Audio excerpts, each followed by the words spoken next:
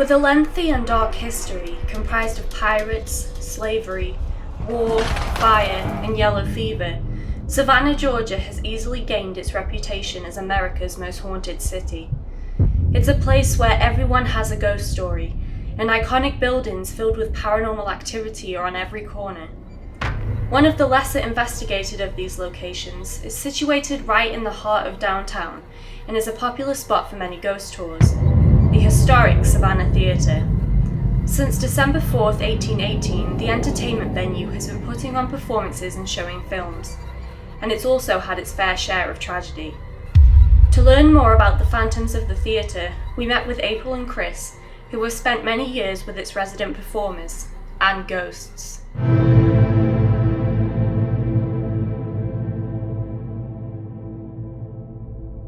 My name is Christopher Susi, and I am a storyteller local to this area. I'm April Prow. I'm technical director for the historic Savannah Theatre.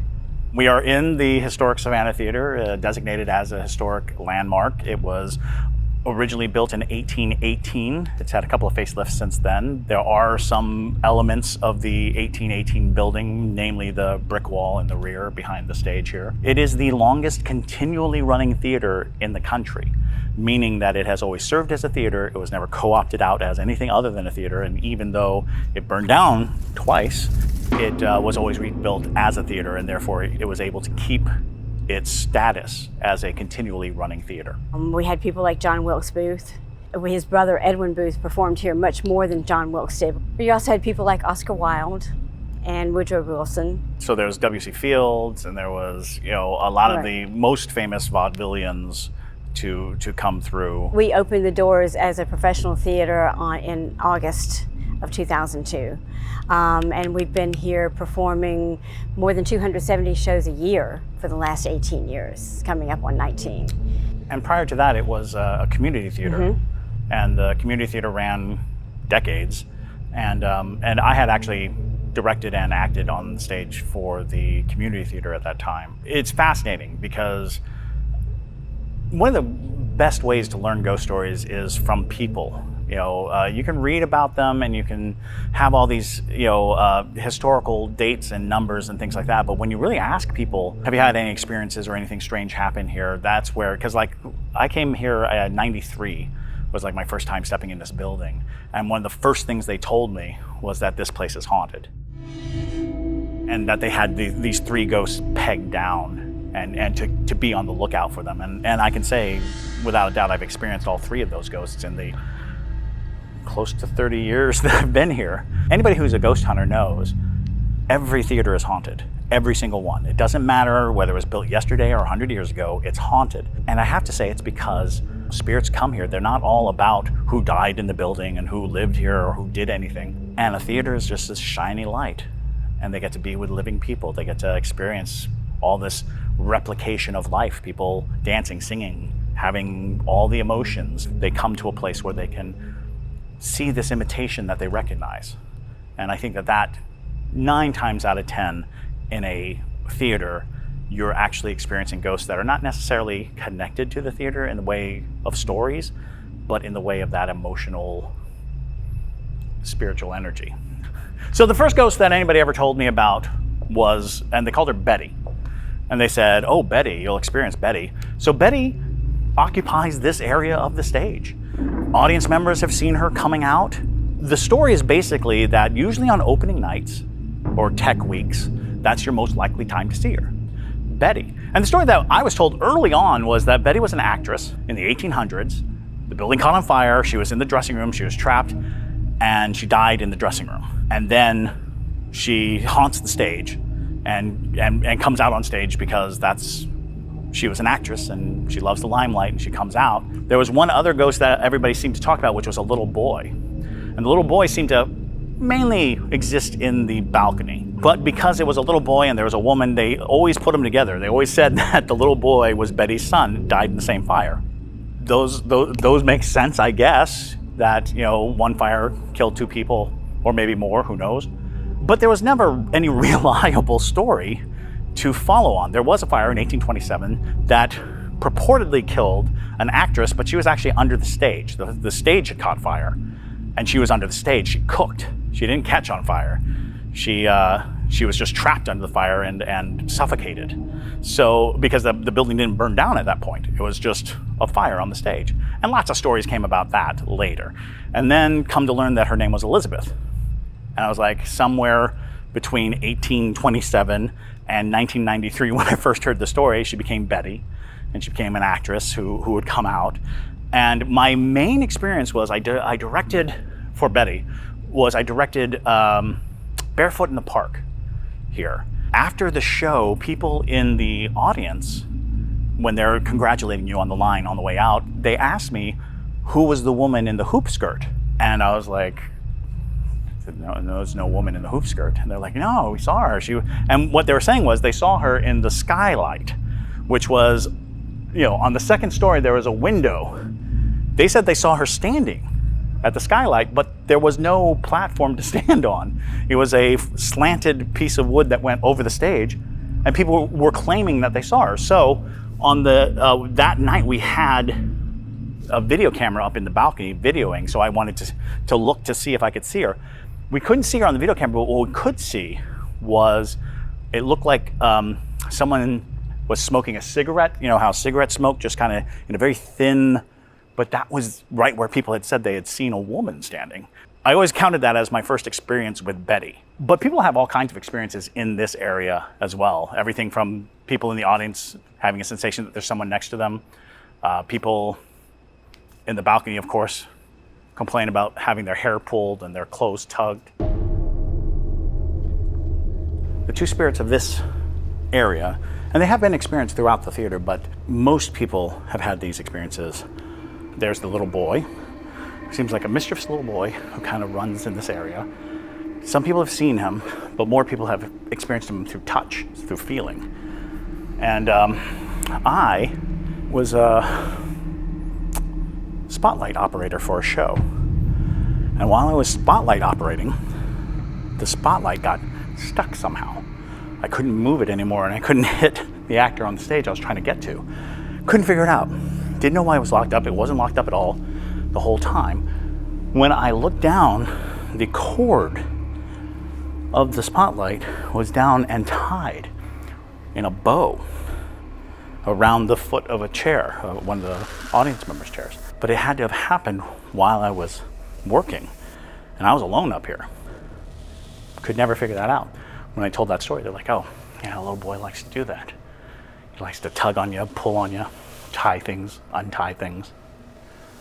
So while we were looking for proof of the ghosts, what histories might work, it turns out that there was a fire in this building in the 1950s, and the report was that everyone in the balcony tried to get out that exit, and a boy 8 years old was trampled to death as they were trying to get out of the building. I want to say it was a projection fire, so they all panicked and ran out the door. His name was Benjamin, so we started calling the boy Ben. Now behind you is the projection room. And oftentimes in these areas, in these chairs, people will see a distinguished older man sitting, but mostly we hear him. We call him the director because he shouts, bravo, well done, solitary clapping in the middle of a rehearsal, all from up here. First couple times that I heard it, we would send someone running up here because the front door is unlocked, and there are plenty of people who could have just wandered in, come up here, camp out, maybe try to spend the night here. But we never found anybody, but we got used to it. And what was striking was he seemed to have a British accent. Oh, that's convenient. You're British. I'm British. Well, and that was one of those things where people were really quick to be like, he's got a British accent, so we think that he's a director who worked in the theater, and so we went to work trying to find a director. But so many people worked here. So many people put time into this establishment that it was virtually impossible to narrow it down to a single person who might have. The story that I finally landed on was in 2002, the theater switched hands from a community theater to the professional theater. And when that happened, I found myself at the going away party, I guess. It was just like a potluck kind of situation where people came and they talked about how awesome the building was and what it meant to them. A guy comes up to me and he's like, "Oh, I love this place. I used to love this place. I used to come here all the time when it was a movie house. And I used to come and watch all the movies. Every Saturday I would come and watch the movies here." I was like, okay, that's great. And then he says, "I was here when old George died," which is kind of, a big punctuation of a sentence to just lay on somebody in the middle of, a buffet. "Who's George?" He's like, "Oh, well, he was the projectionist. And we were watching a movie and the screen just goes white. And then after a while, reels hadn't been changed, because in old movie houses you had to actually literally change the reels in order for the movie to keep going. Turns out that the management comes running up, they go in, they open the door, and the place is just ringing out with all this calamity. The projector is running, but the film is just flapping against the projector, and George had a heart attack and died. And I was like, "What do you know about George?" He's like, "Oh, not much. Came from England. That's about it." So we started calling the director George. All right, everybody, so right now India and I are standing in the most haunted city in America. We are in Savannah, Georgia, and tonight India and I are going to be investigating the Savannah Theater. This location has never been filmed before for the paranormal activity, and as we were told during our walkthrough with Chris and April, there are a few ghosts that are said to haunt this theater. What do you think is going to happen tonight, India? I think it's going to be interesting to see what we get. I think we may come into contact with more than just the theater ghosts, considering this city is considered the most haunted city in America, and it's like there's ghosts everywhere. There's a graveyard just a block over there, so maybe some of those spirits will come over and talk to us tonight. And hopefully tonight we can communicate with one of the 3 main ghosts that are said to haunt this theater. Hopefully we can communicate with the director, who is said to have had a heart attack up there in the film projector room, or even Ben or Benjamin, the kid that's said to mess with stuff, equipment, tug on people's shirts, or even Betty, who is said to have passed away underneath the stage due to a fire that she burned alive in. So let's get to it. Let's do it.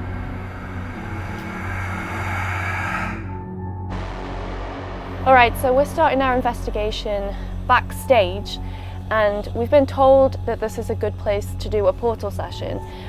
Some previous people who've come in have had luck with portals and spirit boxes back here.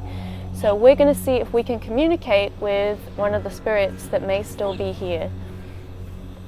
All right, if there's anybody here, my name is India,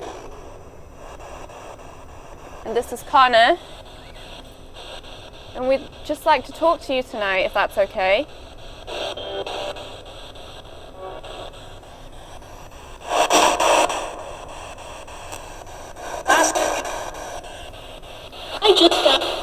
It said and then it said, "I just said," or something. If there's anybody here, can you tell us what your name is, please? Okay.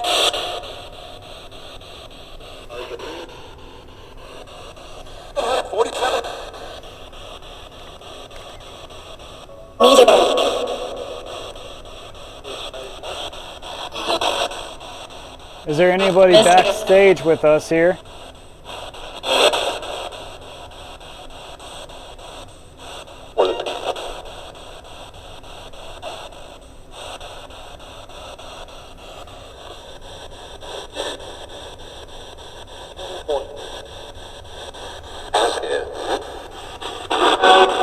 There's a lot of voices coming through, but I can't really make much of it out.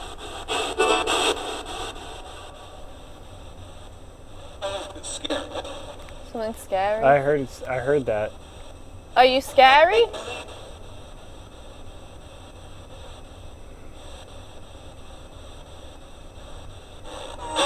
Do you ever try and scare any of the actors or actresses?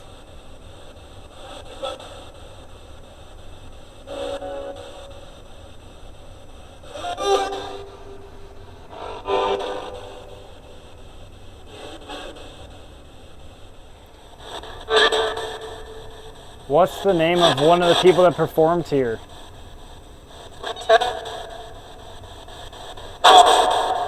Oscar. It said Oscar. Oscar Wilde, right? Yeah. Oscar Wilde performed here. That said Oscar. Yeah. That's crazy. Is Oscar Wilde here?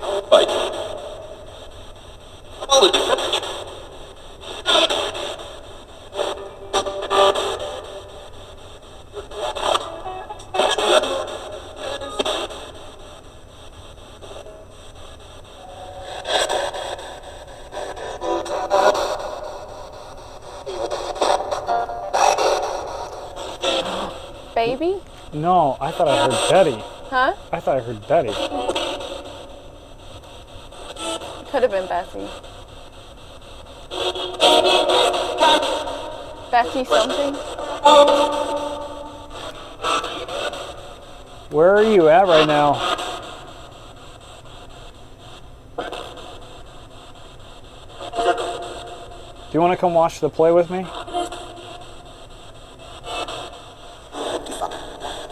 What was that? I'd have to find out. Yeah, I did hear that. Huh? Did you hear that? Yeah, I did. I'd have to find out.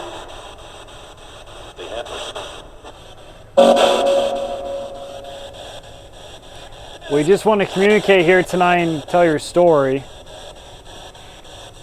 Is there anyone that want to come through and talk?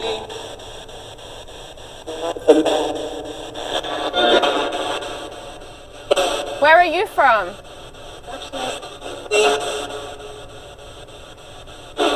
Are you going to be performing for us tonight?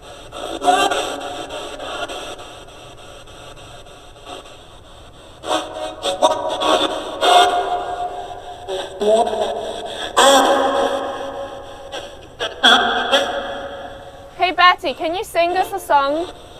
We came a long way to see you perform. What was that? Oh, it was that.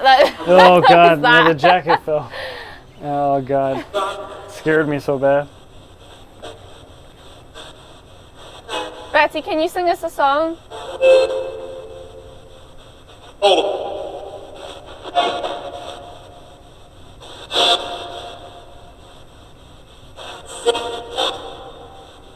We're gonna move out onto the stage. Will you join us out there?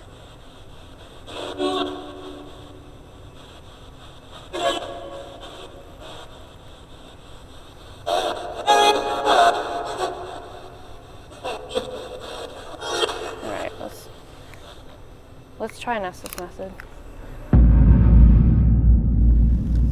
Alright, so right now we're doing the Estes method, and India is downstairs on the stage, and we're going to try to communicate with anybody or anything that could still be in this theater. She has noise canceling headphones. I'm way up here in the balcony, so she won't be able to hear any of my questions I'm going to ask. So anything that I ask and she responds to hopefully is relevant. So let's get to this. Is there anybody up there on the stage with India?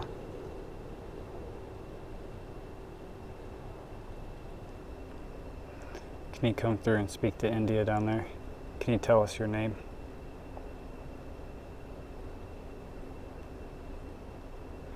My name is Connor, and that is India on the stage.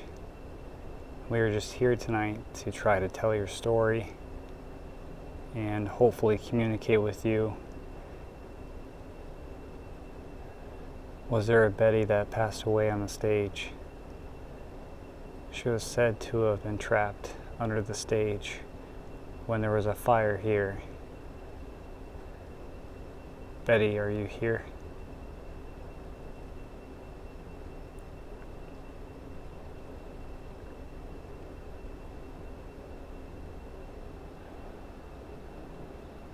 Can you tell us how old you are?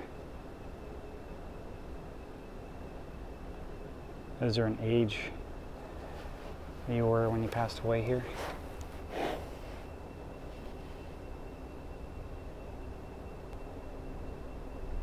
Blessed. And it was a woman, and she went like, blessed.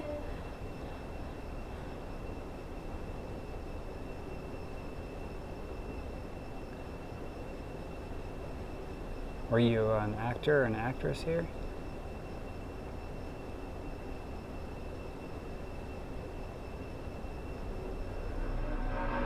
With no voices coming through the spirit box for India, we decided to switch positions and have her ask the questions instead.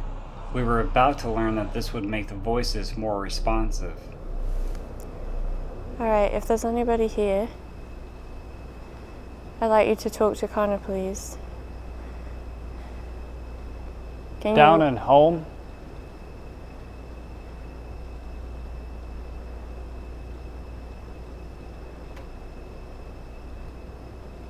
Hey, Hey, what's your name? I like to take... You like to take what?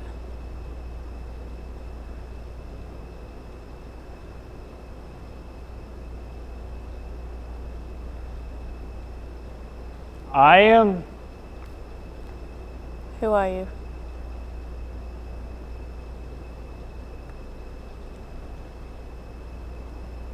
That was a woman's voice, but I don't know what it said. Can I speak to Betty, please?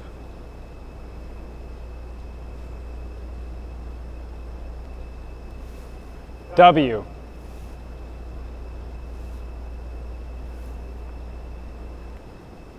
Hi.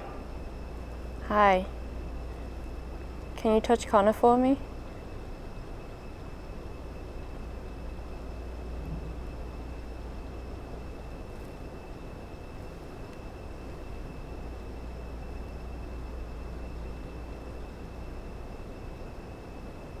The actual... Can you teach Connor how to sing? Can you sing a song?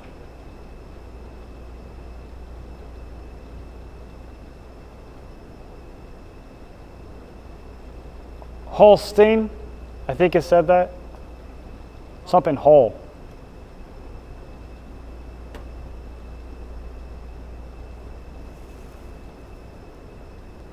May react. Yeah, he may react. He probably will react, but can you touch him for me? It'll be funny.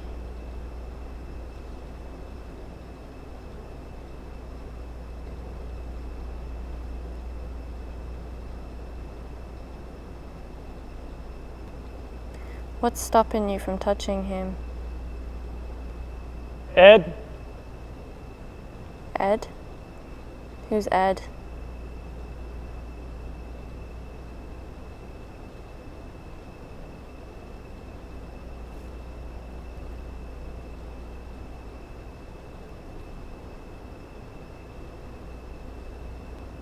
that was like a scream.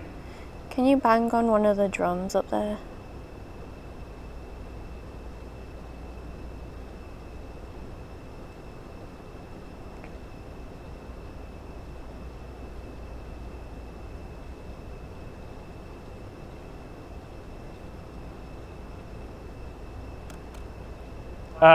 Something did. I did or something like that. Something did. Well, can you do it again so I can hear it? Because I couldn't hear it.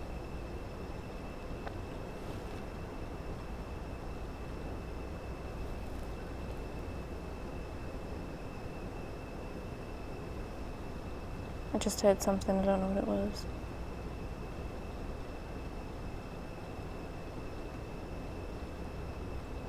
Can you tell Connor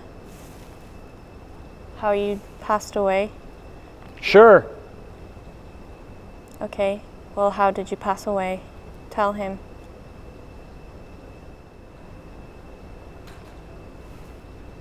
Just heard a bang, but not sure what that was.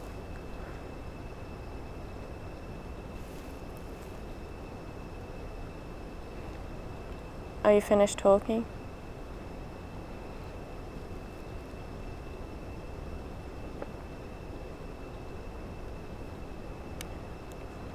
I something. Can you talk to me for just a little bit longer? What's up?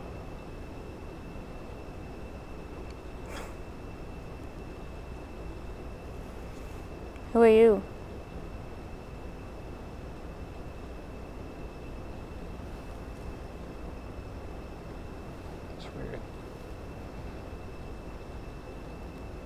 It just had to have, or he had to have, or something.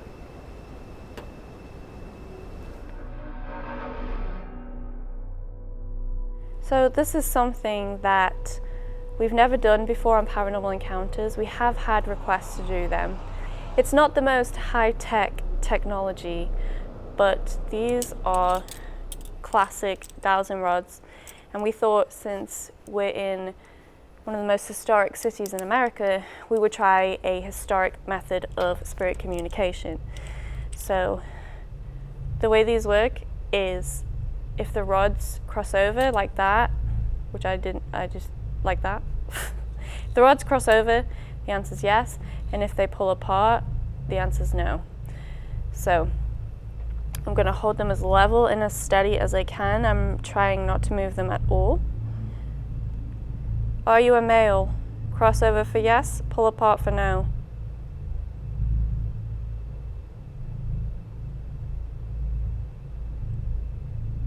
No. So you're a female.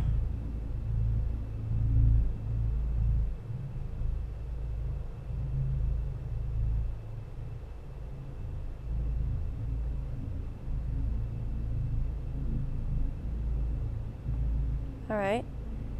Are you older than 20? Yes. All right, even them out. Are you older than 30?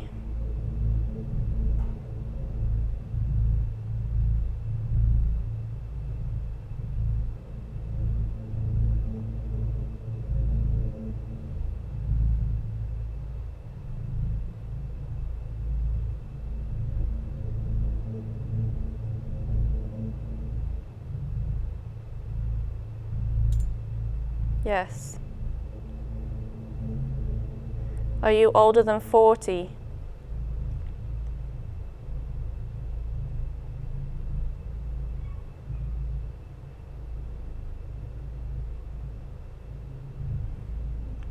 No. Okay, so you're 30 something.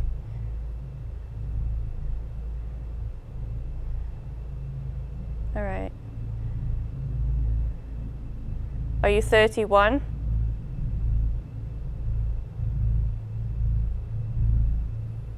No.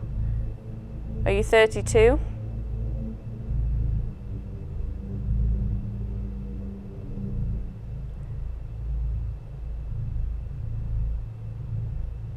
$33?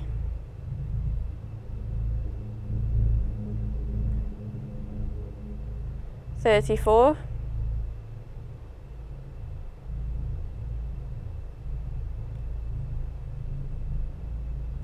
$35.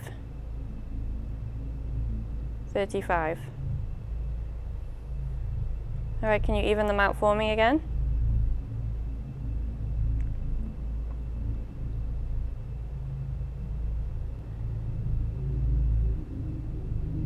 Are you stuck here in this building?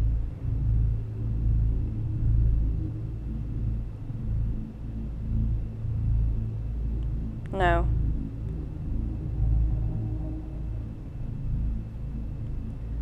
Are you just passing through?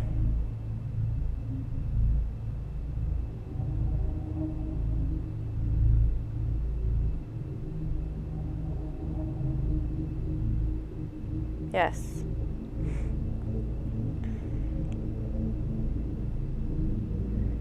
Did you die in the 1900s? No.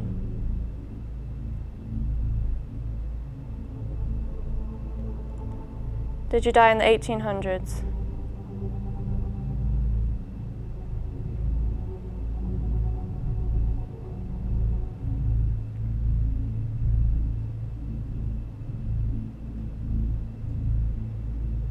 Did you die in the 1700s? Yes. Can you point the rods to where you're standing?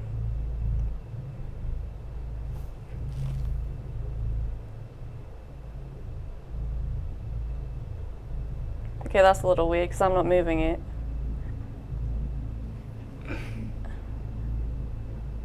Okay, yeah, that is My hands are still. You can see my hands are still. Yeah, and I'm watching your hands all the time. Yeah. You're next to me. Can you point the rods to Connor? Both rods, point them to Connor.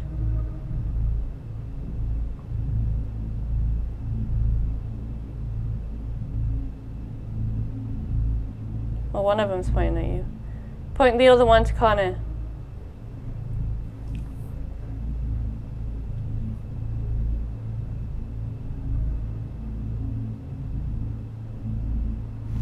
Is this stuck in my hair? I don't know. Okay, it's moving now. Ooh. Alright, point the rods to Connor. Both of them. They're pointing at you now. I'm not moving my hands.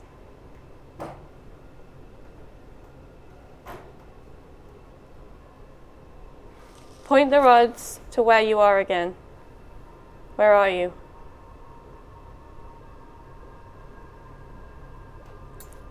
What the heck? I'm not moving. Thank you.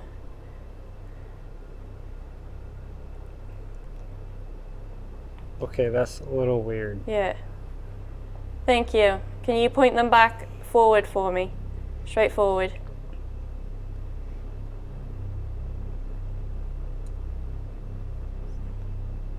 Keep going. Thank you. All right. When you die, are you able to see living people?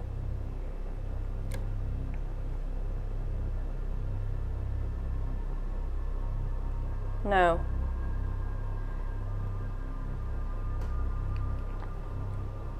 Even them out? Even them out, please. Are you able to hear living people? Yes.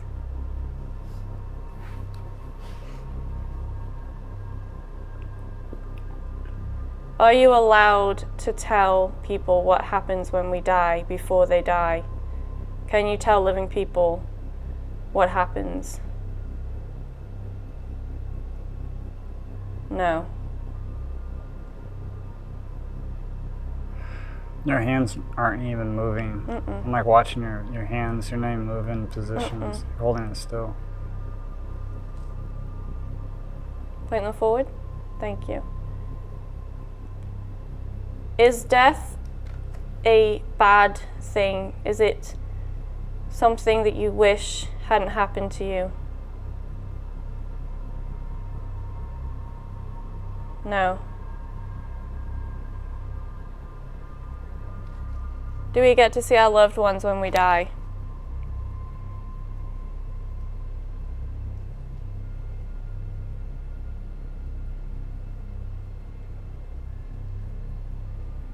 I guess they're not going to answer that question. Are you allowed to answer that question? You're really not moving your hands at all, huh?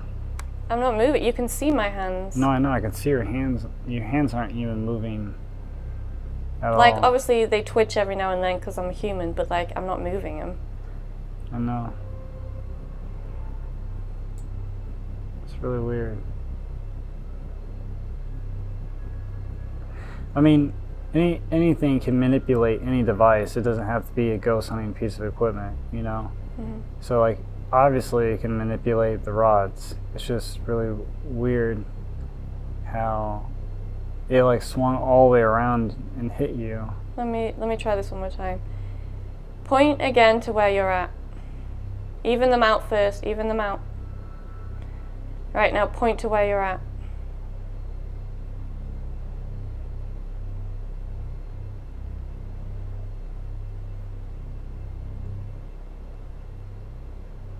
I'm not moving my hands. Okay, that is so weird. Okay, point them back to Connor, please. Point them back.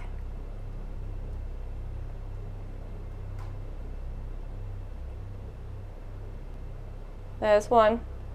Can you point the other one? Thank you. Well, thank you for communicating with us and telling us answering these questions. All right. Well, thank you for communicating with us. We appreciate it. All right. To close the session, can you cross over the rods for me all the way?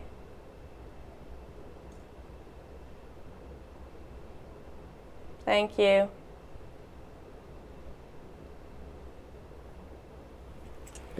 That's weird. Yep. And that's how dowsing rods work. I don't know, that was pretty weird though, that it kept like pointing over that way when I Yeah. wasn't moving it. I wasn't moving my hands. I know, and there's no one next to you, which is... Well, apparently there's a woman who's 35. So, all right, are you ready to wrap up? Yeah. So we just concluded our investigation here at the Savannah Theater in Savannah, Georgia. What do you think about our investigation that we just had tonight? I think there's definitely something intelligent here that wants to come through, and I think it's trying to communicate, but I think it's having a little bit of a difficult time doing it. I thought the dowsing rod session was pretty cool. It's pretty freaky. I know that it's going to be controversial with a lot of people, but we wanted to try it because we've never done it before. And yeah, I had a good night. Well, everybody, this is India and Connor signing off Paranormal Encounters, Savannah, Georgia. With all the music, dancing, and happy times that are continually taking place inside the Savannah Theatre, it's not hard to imagine why spirits would be drawn to it. There's a constant buzz of excited energy, and it appears as though the glistening lights of show business may be lighting the dark for spirits all over Savannah. While investigating the paranormal, we spend so much of our time immersed in the darkness that maybe we are missing what we should have been doing all along. Turning on the light to aid the souls of those that are still here in finding their way.